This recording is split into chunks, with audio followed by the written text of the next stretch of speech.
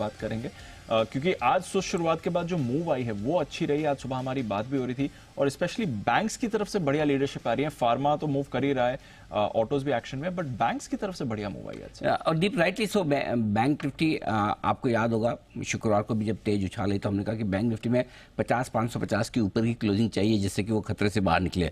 वो मिली नहीं थी आपको, करेक्ट। आप 50,516 पर जाकर बंद हुए थे। कल आपकी क्लोजिंग 50,368 की थी। तो बैंक निफ्टी ने परसों जो आपको क्लोजिंग नहीं दी शुक्रवार को, इसी वजह से एक हल्की सी डिप आपको मिली कल, और उस डिप के बाद आज बैंक निफ्टी ने वापस आपको कंफर्मेशन दे दिया कि जो अंडर परफॉर्मेंस बैंक निफ्टी की है वो खत्म होने की तैयारी में। और इसीलिए हम बैंक निफ्टी पर और बैंकिंग शेयर पर सही समय पर बुलिश भी होगा कि हमने न्यूट्रल से अपना स्टैंड पॉजिटिव कर लिया है और वहां से अब आप देखिए करीबन 1000 पॉइंट की तेजी बैंक निफ्टी आपको दिखा चुका है। अभी भी यहाँ से स्कोप और बाकी है। सो बैंक निफ्टी की लीडरशिप बनना तय थी और उसकी दो वजह है। पहला, अमेरिका में ब्याज दरों में कटौती के संकेत वो पहले भी थे, लेकिन जैसे ही मंदी के संकेत कम हुए तो फिर ये कंफर्म हो गया कि ब्याज दरें घटेगी। वहां ब्याज दरें घटेगी तो हमारे यहाँ ब्याज दरें घटने का स्कोप बढ़ जाता है। तो हम ये दूसरा कारण है कि हमारे यहाँ भी अब लोग सोचना शुरू करेंगे कि हमारे गवर्नर साहब भी संकेत देंगे। और तीसरा कारण ये है कि बड़ा करेक्शन निफ्टी के मुकाबले में बैंक निफ्टी ने दिया था। 53,300 का लाइफ हाई बनाकर 49,650 का लो जो हमने बनाया है। तो बैंक निफ्टी और स्पेशली कई सारे बैंकिंग शेयर ऐसे थे जो एक एचडीएफसी बैंक को हटाकर देखें, एचडीएफसी बैंक उतना घटा नहीं, लेकिन उसको हटाकर देखें तो कई सारे बैंक अच्छा करेक्शन ऊपर से दे चुके थे। तो इसलिए उनके लिए करेक्शन के बाद वैल्यूएशंस भी थोड़े आकर्षक थे। इसलिए बैंकिंग शेयरों में खरीदने का रुझान, कल पीएसयू बैंक्स का दिन था, आज प्राइवेट सेक्टर बैंक्स का दिन है। इसलिए मेरा ये मानना है कि बैंक निफ्टी की लीडरशिप को देखकर मुझे कोई आश्चर्य नहीं है। अगला टारगेट बैंक निफ्टी के लिए इमीडिएटली 51,350 का है। अच्छा, 51,350 के ऊपर बंद होने पर दीप धुआंधार तेजी बैंक निफ्टी में और बनेगी। तब हम फिर से लाइफ हाई की बातें करना शुरू करेंगे बैंक निफ्टी के लिए। लेकिन अब छोटी मोटी रुकावट एक बार 51,350 के आसपास है, जो कि यहाँ से 400 पॉइंट शायद एक और धक्का चाहिए। वो आज मिलना थोड़ा मुश्किल हो सकता है क्योंकि 600 पॉइंट आप बढ़े। हो सकता है कल वीकली एक्सपायरी के दिन बैंक निफ्टी, वीकली या मंथली बैंक निफ्टी, वीकली होगी, वीकली हाँ। सो कल हो सकता है आप बैंक निफ्टी 51,350 के ऊपर निकलते हुए देखें। एक बार वैसे आज 51,000 का लेवल छुआ तो है बैंक निफ्टी ने, होगा 51,025 आज का हाई है। सो बैंक निफ्टी की लीडरशिप परफेक्ट है और चाहिए भी, क्योंकि हर वक्त आप कुछ अब आप हर रोज ये सोचो कि मुझे फार्मा और एफएमसीजी से ही मिले। फार्मा एफएमसीजी आपके मुसीबत में काम आएंगे। अगर इजराइल ईरान लड़ेंगे तो फार्मा एफएमसीजी काम आ जाएंगे, ठीक है ना। अमेरिका की तबीयत सुधरी तो आईटी काम आ जाएगा, लेकिन सब कुछ इंडिया में ठीक है तो बैंक निफ्टी काम आएगा, है ना। सो बैंक निफ्टी एकदम सही वक्त पर इंडेक्स को ऊपर ले जाने के लिए, लाइफ हाई की तरफ बढ़ाने के लिए तैयार होता दिख रहा है। चलिए, तो ये है आपके लिए एक्शन बाजार में आते हुए। बट ऑटोज पर अनिल जी ने कहा बात करेंगे और एक स्टॉक इन एक्शन भी देना है अनिल जी। जी हाँ, बिल्कुल। तो बिगल स्टॉक इन एक्शन का लेते हैं सर।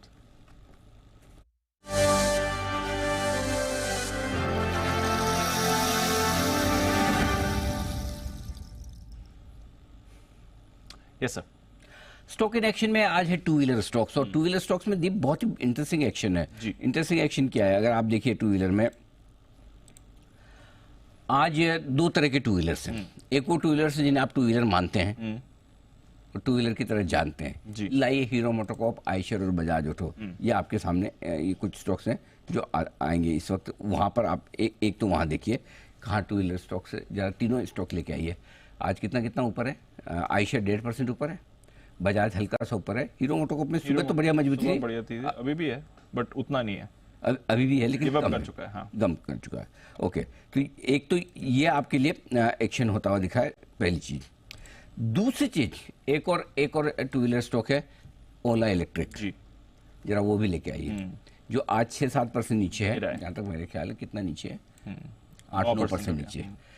आज मतलब आप ये सोचिए कि लिस्टिंग के बाद से ओला इलेक्ट्रिक का एक ड्रीम रन चला है। 76 रुपए के आसपास लिस्ट हुआ, लिस्ट इशू प्राइस वही थी, वहां से भागा, सर्किट पर सर्किट चला। आज का हाई ओला इलेक्ट्रिक का लगभग 157-58 के आसपास का मैंने देखा है। मैं एक बार जरा आपको हाई चेक करके 157 अब अचानक से मार्केट को ये लगा कि भाई कुछ तो कहानी ऐसी कि ओला इलेक्ट्रिक का भाव अगर ये हो सकता है, अगर इसका मार्केट कैप 65,000-70,000 करोड़ हो सकता है, तो फिर हीरो का मार्केट कैप सिर्फ 1 लाख करोड़ क्यों? लोग कंपेयर कर रहे हैं, ये कर रहे हैं कि हीरो की सेल्स 40,000 करोड़ की है, ओला की सिर्फ 5,000 करोड़ की है। हीरो बेचता है कि हीरो बनाता है 4,000 करोड़ का प्रॉफिट, और ये कंपनी अभी प्रॉफिट में आने की बाकी है, बल्कि उल्टा 1,500 करोड़ का इनका लॉस है। ठीक है, ये कैश रिच है, ज़बरदस्त रिजर्व है, 5,000 करोड़ का कैश पड़ा है, या तो नेगेटिव कैश फ्लो 600 करोड़ के। सो अचानक से ओला से कंपैरिजन करने के बाद लोगों को ये टू व्हीलर स्टॉक जो पुराने वाले हैं ये अच्छे लगे। देखिए, दोनों का कंपैरिजन होना चाहिए नहीं होना चाहिए, इस पर बहस हो सकती है। क्यों?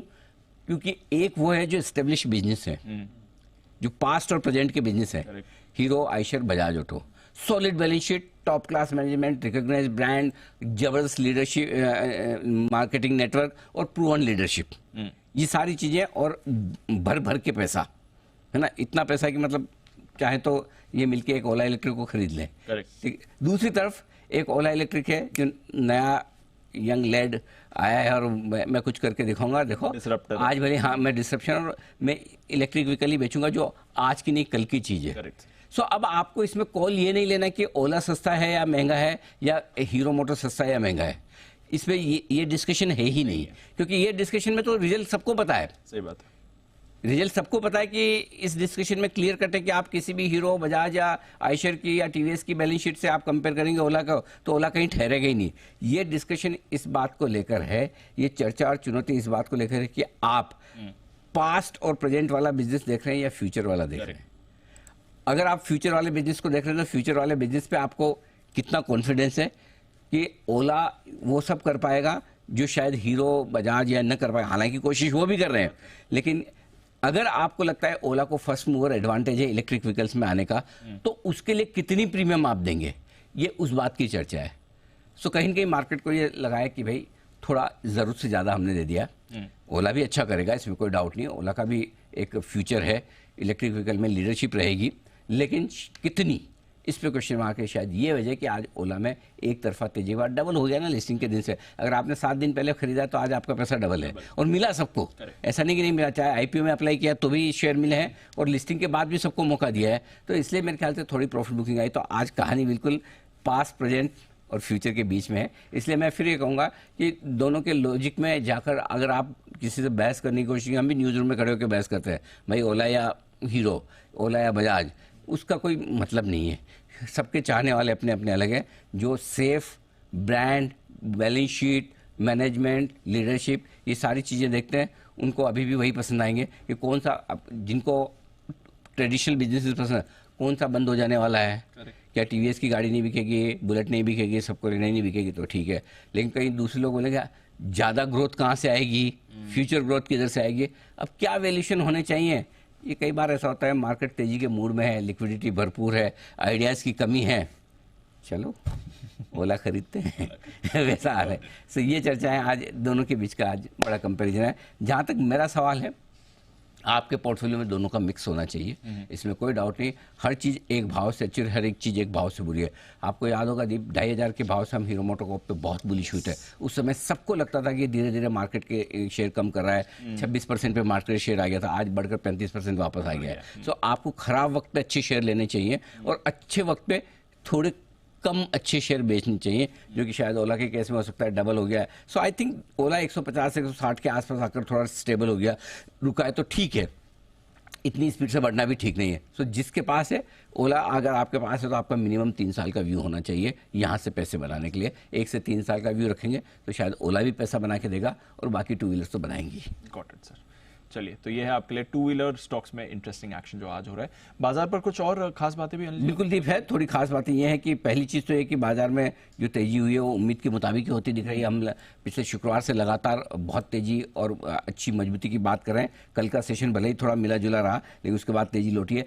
अच्छी बात दीप ये कि आज भी आपको पहले सपोर्ट लेवल पर खरीदारी का मौका मिला। जहाँ खुले हमने कहा भी था पहले सपोर्ट लेवल का इंतजार कीजिए, वो है निफ्टी पर 24,600, एक्जैक्टली 24,600 के आसपास लो बनाया है, और बैंक निफ्टी 50,375 है, वहाँ से 15-20 पॉइंट ऊपर से मार्केट घुमाए, तो बिल्कुल पहले सपोर्ट लेवल से घुमाए। अच्छी बात है कि निफ्टी के बाद आज बैंक निफ्टी का ब्रेकआउट कंफर्म हो रहा है। बैंक निफ्टी पे हमें 50,550 के ऊपर का ब्रेकआउट क्लोजिंग बेसिस पे चाहिए था, और 50,750 के ऊपर बंद हो जाए तो कहना ही क्या। सो आज लगता है मुझे दूसरा ब्रेकआउट जो 50,750 का कंफर्म वाला ब्रेकआउट है, बैंक निफ्टी उसके ऊपर बंद होने को तैयार है। अगला टारगेट निफ्टी के लिए बनेगा 24,800 का आज के लिए, और बैंक निफ्टी अगले टारगेट के तौर पर 51,175 से लेकर 51,350 350 की रेंज में जाता दिखेगा। जिस दिन डीप 51,350 के ऊपर बैंक निफ्टी निकलकर बंद होगा उस दिन फिर ये बहुत बढ़िया और बड़ी तेजी के लिए लाइफ हाई के लिए ये भी तैयारी करेगा, जिसकी तैयारी निफ्टी